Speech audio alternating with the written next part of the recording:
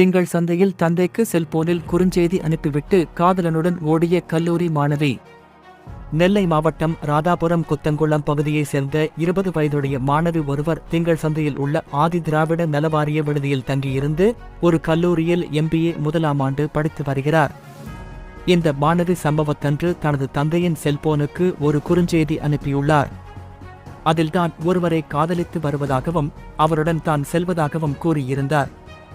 இதை பார்த்து தந்தை அதிர்ச்சி அடைந்து உடனடியாக விரைந்து அவரது மகளை தேடி திங்கள் சந்தையில் உள்ள விடுதிக்கு வந்தார். அங்கு மகளை காணவில்லை. இதுகுறித்து மாணவியின் தந்தை இரணியல் போலீசில் புகார் அளித்தார். அந்த புகாரின் அடிப்படையில் போலீசார் நடத்திய விசாரணையில் அந்த மாணவியும் அதே பகுதியைச் சேர்ந்த ஒரு மினி பஸ் டிரைவரும் காதலித்து வந்ததாக தெரிய வந்தது.